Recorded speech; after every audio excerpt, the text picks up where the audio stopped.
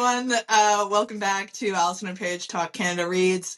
Today, we're doing our fourth episode in the fourth book of the shortlist, Dandelion, and I'll pass it over to Paige, who's going to talk a bit about the book.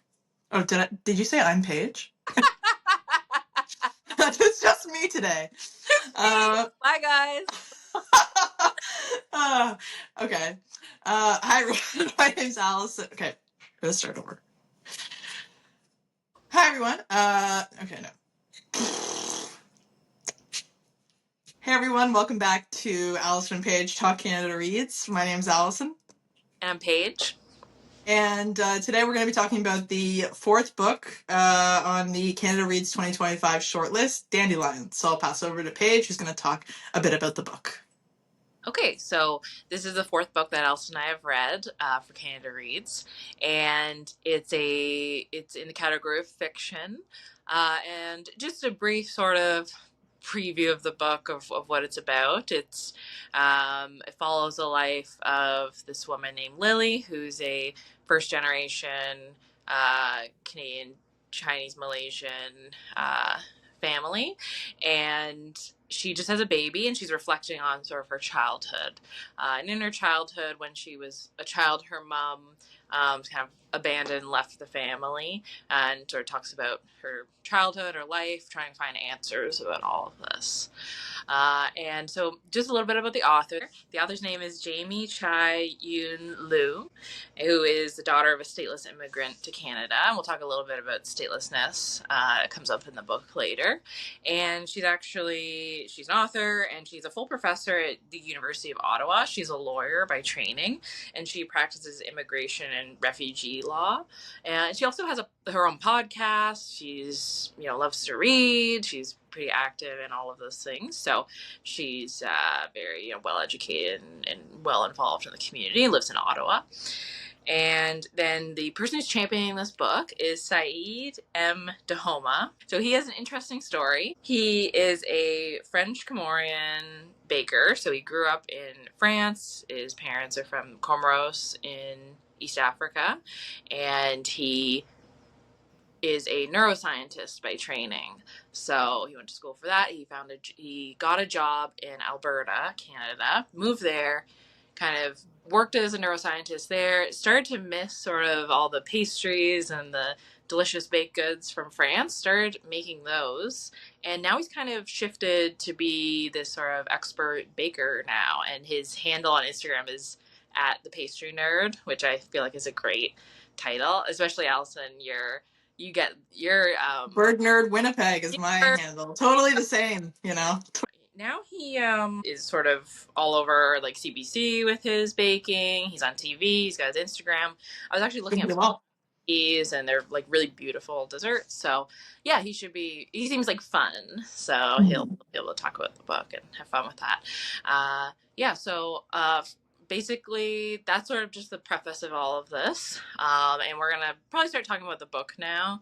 And if you haven't read the book and you don't want any spoilers, now would be the time to hit pause. So we're going to continue on here. And, this book is, talks about a lot of themes of immigration, identity, and belonging. And Alison and I, we are sort of looking at this from the outside. Like, we have not experienced a lot of these same experiences that the author and the character has. We're learning from this author and what the story is telling about the immigrant experience. And not every immigrant has the same experience either. And we're learning, and we're reading this and taking it in, and we are coming at it from that perspective, which we just really want to acknowledge. Mm-hmm. Yeah, definitely. Yeah. And I also want, just to add to what you were saying about Saïd and Jamie, or I guess Saïd, there was a recently released kind of podcast episode with Jamie and Saïd having a bit of conversation about Dandelion. And Saïd was saying that he chose Dandelion because he saw, or he felt a lot of connection with the theme of immigration because, his parents, I think, were immigrants to France. And so he kind of grew up in that kind of space. So I thought that was like a really nice connection. And Jamie seemed very lovely. I recommend listening to the podcast. I think it's on CBC if you look it up on Spotify or something. But she was very excited. Like, she was a Canada Reads nerd before this, and super excited that her book was chosen for this. So that was really nice to see. She seems really lovely as well. Yeah, absolutely. Yeah. Yeah, you kind of wonder why the champions chose all these books, and we maybe kind of touched on that with some of the other ones. So I think it's nice that Saeed sort of identified with that experience in Totally. a way. So, we're talking about this book, sort of just delving a little bit into some more of the details. So basically, main character of the book, Lily, this book is from her perspective. It starts with her, just having this newborn baby and reflecting on her life. No, sorry. It actually starts, it Just just, kidding. so I was kind of looking back at the beginning of the book to sort of see how it started. Because I remember it started like maybe slightly kind of slow, slightly kind of confusing, and then I sort of got into it.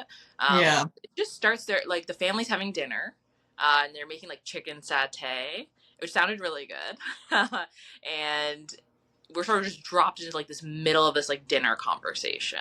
We've got Lily, and we have her mom and her dad and her sister, and I think there was one more family member there, and they're talking about. I think it was Lily's grandmother, I was gonna say, yeah, that sounds like familiar. her paternal grandmother. Yeah, maternal grandmother. Yeah, and they're just talking about like this argument between her mom and her dad, which we find out later. This is an ongoing argument about like, Yeah.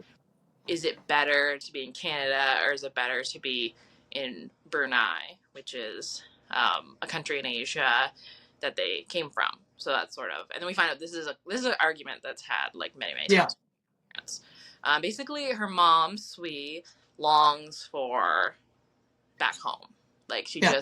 she really misses it. And we found out later that she kind of was just sort of made to move to Canada in a way by Lily's dad, or sort of convinced to move to Canada. And, Hmm. just had the difficulties of that. And I think this was sort of set in the late 80s in her childhood, uh, Hmm. in a small town in BC. That's where it's Yeah. set. Um, Starwood. Sparwood. And it is a real town. I looked it up. You It's looked it up, I know. real. Yeah.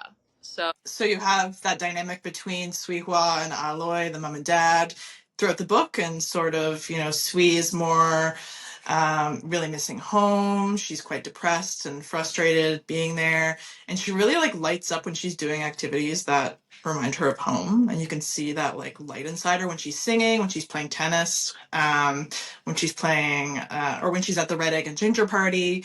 There's sort of these moments of like, oh, like that's who she is as a person, and then to kind of her light dims when she's not in those spaces. And then you have, yeah, the father Aloy, who's kind of the opposite. Like, he was stateless in Brunei, and then Canada is like the best thing. Like, he thinks it's the best place and wants to kind of forget about home and just focus on like building a life for his family in this new country. So yeah, you see that argument throughout the book, and that's a tough space to be in. And I'm sure something that's a challenge with lots of immigrant families who come over, missing home, but also wanting to find connections in this kind of new place that they're living.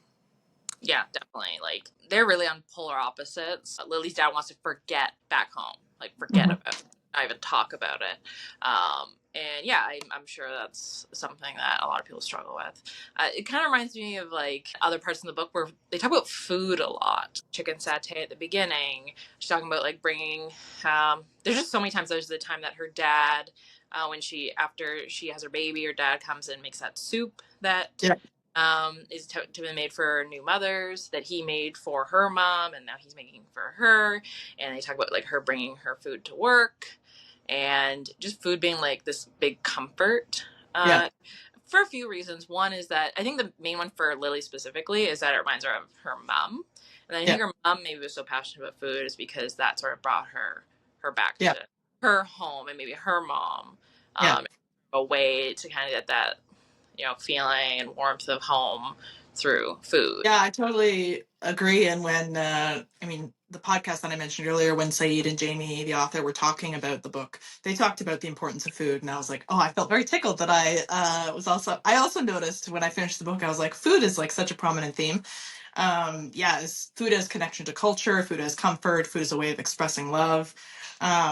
yeah, I really liked that part of the book. It kind of made it more tangible, more interesting. And Jamie was talking about when she was growing up, her food was often different than her classmates, and kind of noting that, and as a connection to the people she loves. And I'm just going to pull two quotes from the book, because two that kind of stood out with food and kind of related to what you're saying, like Lily's connection to her mother. And it's when she visited the Coppidium in Okay. Malaysia, I think, Yeah. when she was trying to find her mother, which I found out as a coffee shop. She said when she was sitting there and like smelling all the different smells of the food, she said, I felt strangely at home here, as if I'd lost my memory, but my senses were alerting me to my past.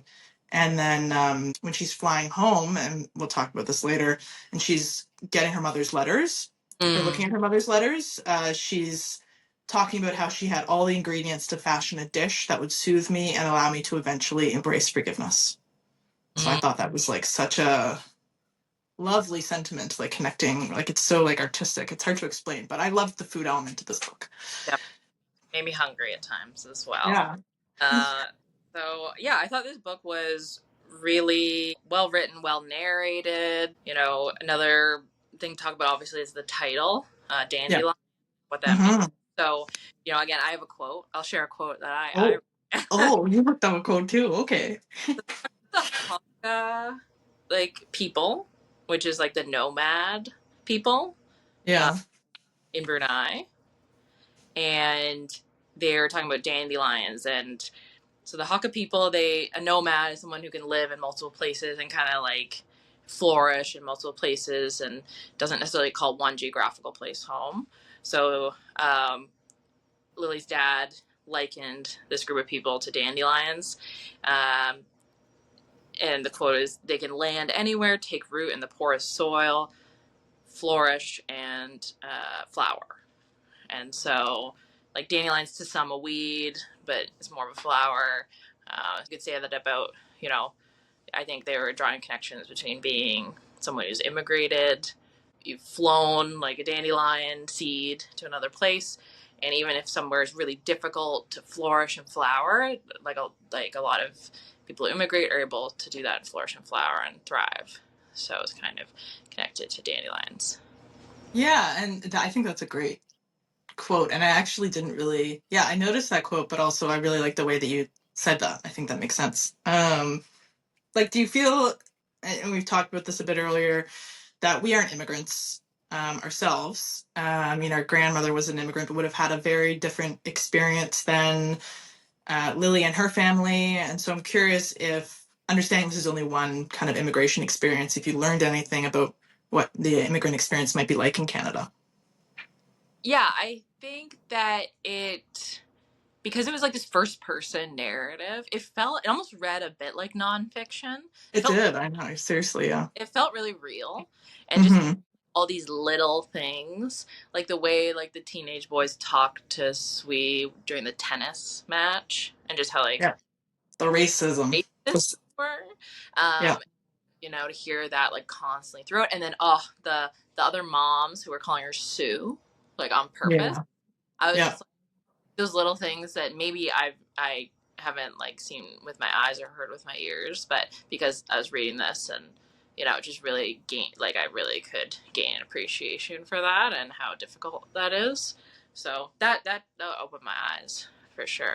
I mean, yeah, you can't get away from racism in this novel. And another example is when it was adult Lily, and she was going to that mother's group with her friend Oh my Hillary, god, and they thought she was the nanny. yeah, Um, and there was this. I'm gonna pull out another quote, because I only pull out like quotes that I just think are like so well written, but this one especially about that particular experience is I was afraid of what would emerge if I dwelled on it. I had worked so hard to keep the memories of similar episodes, the feelings they provoked, at the bottom of a crater with me.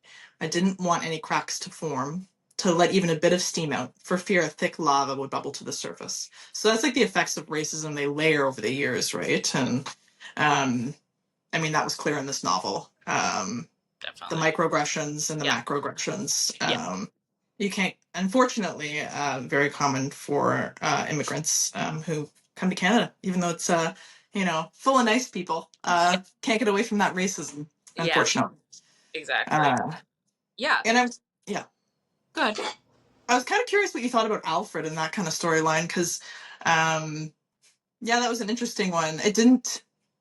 I felt like I focused on other parts of the novel as the novel progressed, but then Alfred was there and he felt like an important part of the story. But I didn't. I'm curious if you had any kind of like thoughts about Alfred. Yeah, at first I thought Alfred was going to be a little like side story, and I was like, okay, Yeah, get him. Obviously I was rooting for him, and then I was surprised when he made a reappearance. Honestly, I was happy that he seemed to be doing well. He was married. Um, all of that seemed like he was doing pretty well, like at the time. And yeah, it turns out he it's he didn't really stand out that much to me though, honestly. I think he was another like step in the stepping stones of Lily finding answers. But I wasn't and sure. her inspiration for becoming a lawyer as well, or immigration lawyer. Yes. Okay. So yeah, Yeah, that definitely stood out to me as well. And it's interesting then after I looked up and I saw that the author of the book is a lawyer. So I thought, immigration lawyer. yeah. So yeah, I think he was kind of like, to me, acted like a stepping stone to Lily finding answers. Did he stand out a bit more to you? Not as much. I think he showed like a lot of the significant flaws in the Canadian Yeah. immigration system. Yeah. But yeah, I think he wasn't the focus for me, but I appreciated his role in kind of moving the story along. Definitely. And yeah, I think that was kind of interesting.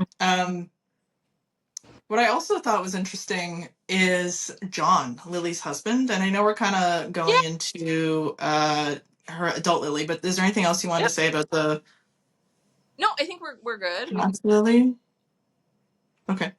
Yeah, so it was interesting to see, in her childhood after her mother left and her father, who kind of wanted to forget the culture, focus on being Canadian. And then, her husband is a Ukrainian immigrant. hmm Um, and being able to connect so openly to his culture and when they have their baby, Lily doesn't want to have a red egg and ginger party, but is willing to go to a Ukrainian dinner with John, and just seeing how well John connects with his culture, I think seems to cause a little turmoil a lot of turmoil for Lily. I'm curious how you kind of interpreted that kind of dynamic yeah. I between think her and John. And dynamic was really key to their relationship and to the book, and sort of a contrast.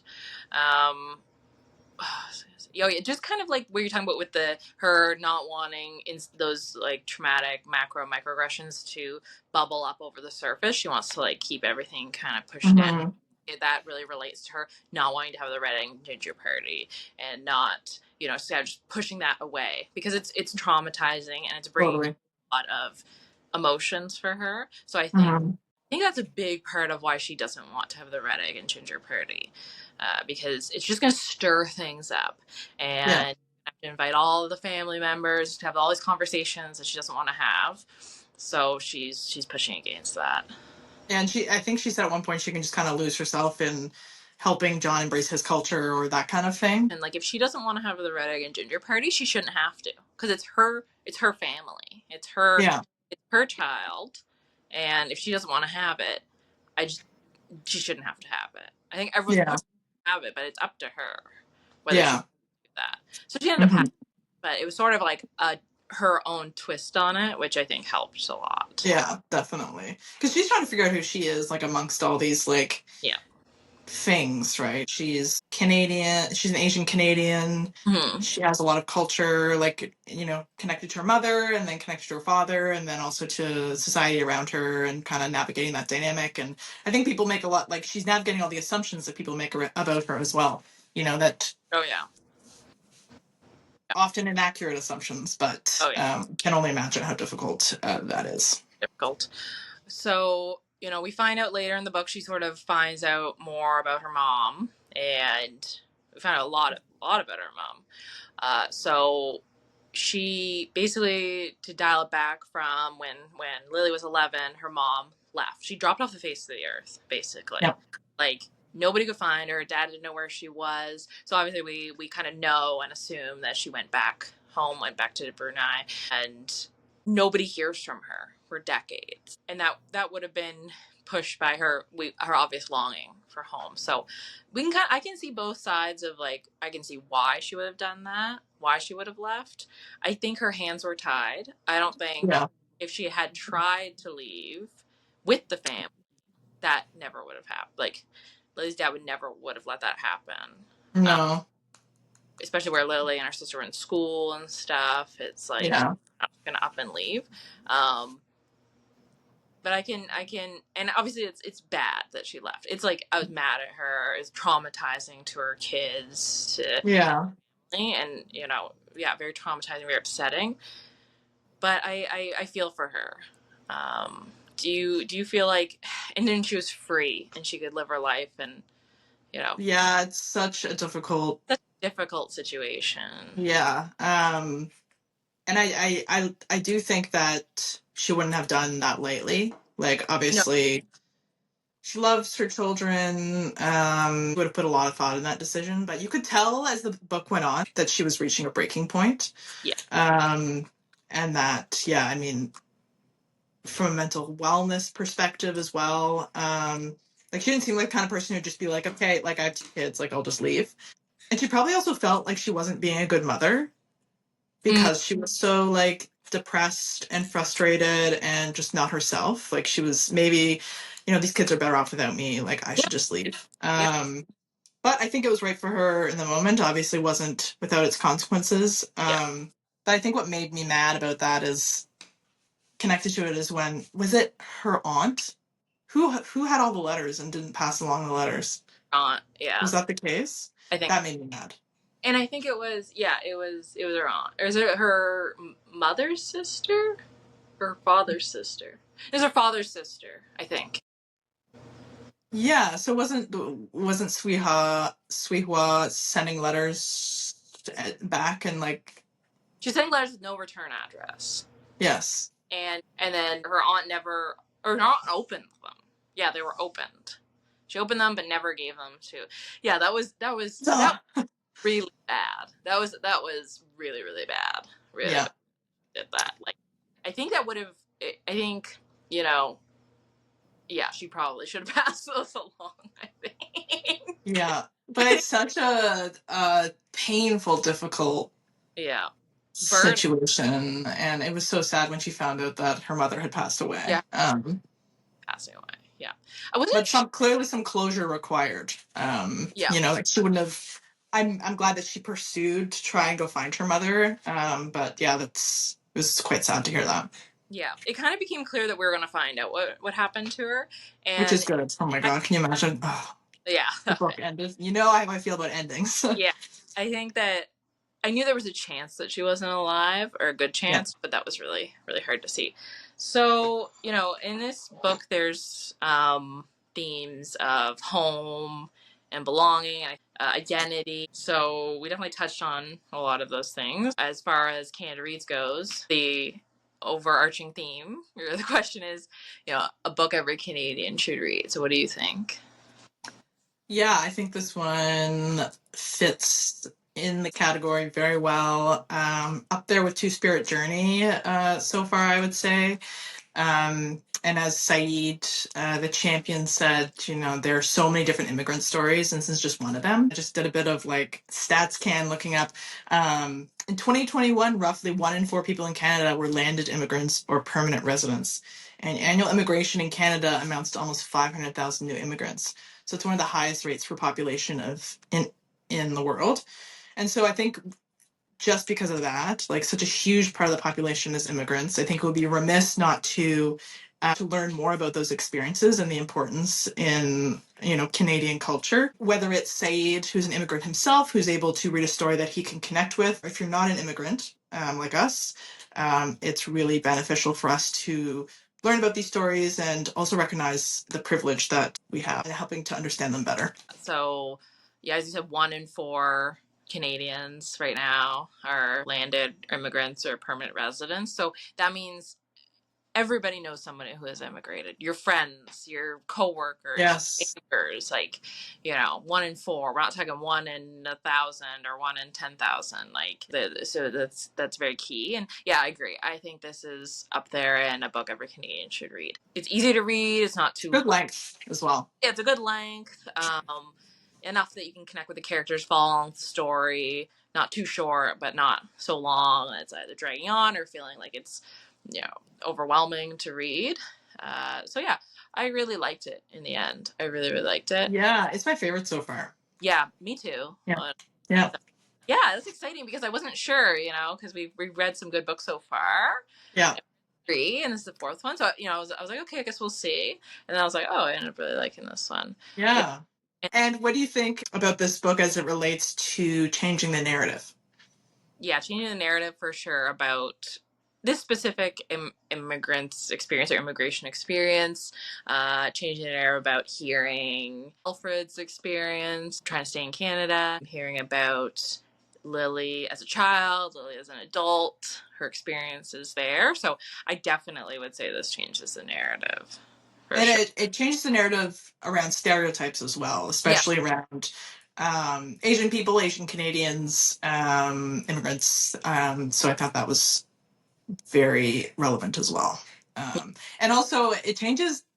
I don't know if there's this idea that um, people who immigrate to Canada are suddenly, oh my God, Canada, it's an amazing place. Everything's great. Mm, Everything's fine. We have everything we need. But actually, it's not that easy.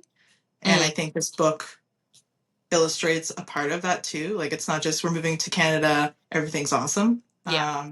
There are a lot of challenges associated with moving here, and I think this book highlights those as well, which maybe people aren't aware of. Yeah, and I think Because yeah, Lily's dad is like a helpful contrast in like exposing that or yeah, pulling back the curtain because he's like, Canada's great, it's perfect, it's amazing. And we're kind of looking at him saying that and we're like, okay, that's just not, you're way over here on this one side of the argument, and then her mom's on the other side, and so we're able to kind of see through that a little yeah, bit. for sure. Yeah, it's interesting. Yeah, definitely change the narrative. So yeah, this is definitely, if this book won, I'd be super happy. I enjoyed it. I think a lot of people would enjoy it as well. Yeah. Yeah, I highly recommend this one for sure. Huh. So thanks so much for listening. Yeah, we definitely highly recommend Dandelion, and I don't think you'd be disappointed by any of the other books we've read so far either. Agreed. Yeah. And we've really been enjoying making these video casts. We've got One more. one more book to read. Yeah. So, oh yeah, maybe just briefly we'll say I listened to the audiobook of Oh Dandelion, yeah. and I've Alison got the ebook. had the ebook. So, I think both, I enjoyed listening to the audiobook. And did you find reading it was good? Obviously, Yeah. both books, so both experiences were good. Yeah. Yeah. I think it's good. Yeah. So our last one up is Jenny's Boy by Wayne Johnston, and we'll give that a read, and y'all can tune in next time, and Y'all. y'all y'all, and we'll tune in next time and see what we think about that. All right. Happy Yeah. reading. Bye. Happy reading.